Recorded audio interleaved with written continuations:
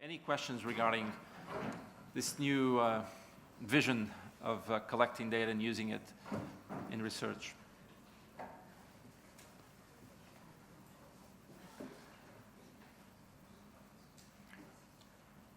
Yeah. I have a question in relation to the use of the ambulatory technology. I think one of the biggest challenges we face is loss to follow-up, missing data. And this is a massive challenge with digital interventions because the bar to get in them is lower and the engagement is typically lower as well. And the problem we've been struggling with is confounding of loss to follow-up with intervention effect. As I mentioned with smoking cessation, the biggest driver of loss to follow-up is going back to smoking. But we don't know that. And if we don't have the data, we don't know how to quantify it. So I was just wondering, with your experience in the what you've been dealing with, how you thought one might address that issue of the confounds, particularly where the data monitoring, the data recording, is actually embedded within the intervention itself. Is that something that, there's no easy solutions, but that you've given thought to how you could address? I see you welcome that question. Yeah. I think it's a super important question. I mean, most of the research we've been doing is really with clear populations that we identified. So it's very different from the approach you presented, which I think is very important. So the problem was a bit different. I mean, this was already a selected population that we could manage to keep relatively close to us throughout this time because we also had other means to affect them. I mean, I've been thinking about. No, I don't have a good answer to this. I wish I was. Don't lose people to follow up. Yeah. No, I mean, the only thing I can think of, when we discussed this before, it's like, how can we, I think the way I can think along these lines is that, to my understanding, if you design an app, it's new and it's interesting and people use it, but then it starts to get old. And in follow-up, it still is old. So the question is, how can you develop something that is continuously nice and interesting? And the question is, if you manage to do this, and I know this is a lot of work, and so the question is it worth it? But are there new features that again might be new and appealing? So basically, can we compete with commercial app developers who exactly have this? Say, hey, we have a new update. This is a new feature. This is very interesting. Is this something we can also keep up to follow up?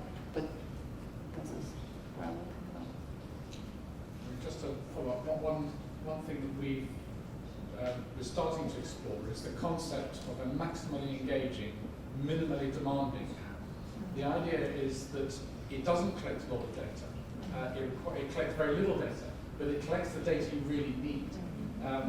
Either automatically, ideally, or if it requires a self-report, it's just a very simple response. So we're developing an app called How's It Going? And the idea is that you define a goal. Whatever the goal is, it may be weight loss, it may be feeling good, it may be having a particular diet, it could be anything, you define it, it's your goal. And you define how often you want us to check up on that goal. And it could be once a month, because this is in it for the longer term. And then what it will do is, once a month or however often you want to engage with it, it'll just pop up and say, how's it going? And all you have to do, at the very least, is to say one of three things. Okay, pretty good, not so good, terrible, or whatever. You can use a define that as well. And we don't know, but the idea is that if that sits alongside or in the background to an intervention that you've got, then it can provide a method of monitoring that should be independent of that intervention, not confounded with that intervention. I don't know how successful it's likely to be, but the idea of a maximally engaging, minimally demanding app that is sustainable over months or even years may be one way of doing it. And what is engaging for the participants? Well, the idea is that the reason why people use MyFitnessPal and so on is that they get feedback. Yeah. And so, and a crucial thing about any operant learning is to get immediate reward, not delayed reward. So the moment you say what your, how's it going, it then unleashes interesting information about what other people, who set the same goal, how they're doing, how you're doing in relation to what things were like in the past. It can tell you things potentially about yourself in relation to that you wouldn't necessarily pick up, like are there certain times of the day when things are not going so well or not going so bad? There are certain times of the week. It can pick up APIs from APIs are these essentially anytime you engage with any of these things like Facebook or so on, you're providing free information which other people can download. It can link up with those to say, well, did you know that actually people like this also felt this? So the idea is to contextualize and give you something back every time you engage with it. I don't know how effective engagement would be, but that's it.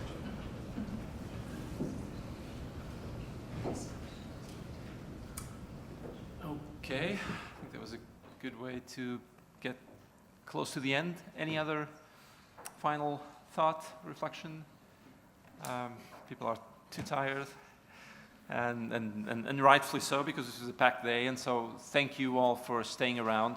And just two final words. One, to thank all the speakers, of course, for their work in preparation, for their travels, and all in between. Special thanks to Robert, who prepared 3 talks for today. And next in the race is Susan with 2 talks, and the rest of us, some of us from further away that came here to participate. Thanks to all of you to staying around. And finally, the slides will be embedded within a video recording of the entire session, and that will be made available online soon. We hope within a week or 2 at most, and that will be freely, probably divided by session, something like that. But if you have an urgent need for any of the slides, please get in touch with me or Marta, and we'll ask permission and share it with any of you.